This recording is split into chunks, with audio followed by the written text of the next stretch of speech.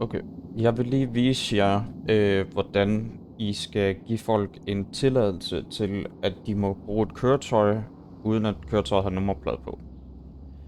Først og fremmest, så skal I være sikre på, at køretøjet ikke kan få monteret nummerplade overhovedet. Så enten spørg kollegaer til råds, hvis I er i tvivl, eller så kør ned forbi et værksted, og så få dem til at tjekke igennem, om den overhovedet kan få det. Det kan enten være ekstra udstyr på et køretøj, en nummerplade kan tages af på, eller så er det fordi, de skal ændre forkofanger eller bagkofanger. Det kan nogle gange fjerne nummerplade eller montere en nummerplade.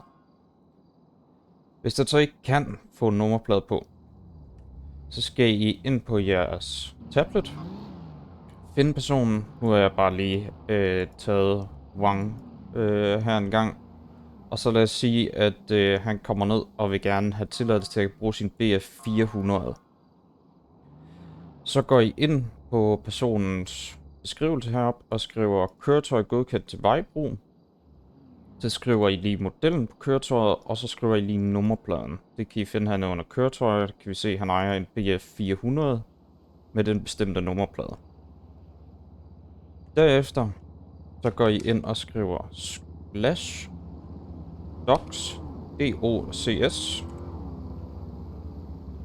Så op under My Documents, eller undskyld, Issued Documents, der kan I vælge New Document, og så er der en, der hedder køretøjsgodkendelse.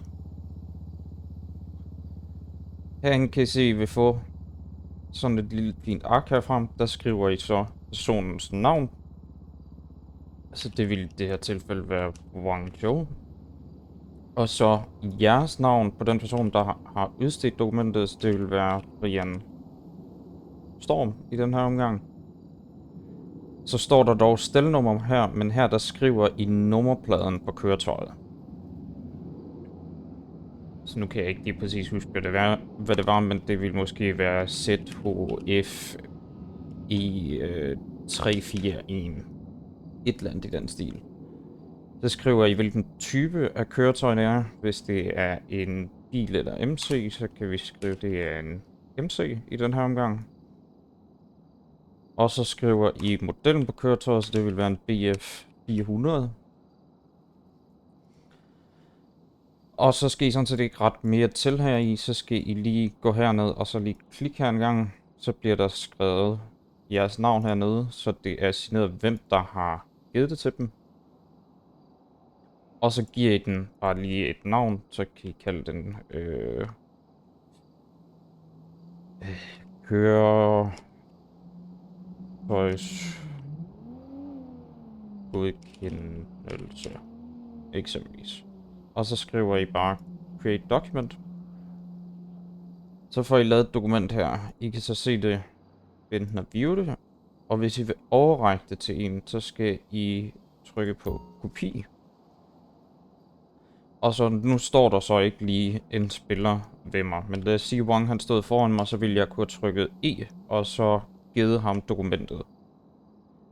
Det gør så, at den person, hvis han bliver stoppet, så kan han til hver en tid enten fremvise det her dokument, at han har været nede og få en tilladelse, og det er underskrevet og det hele fra en betjent.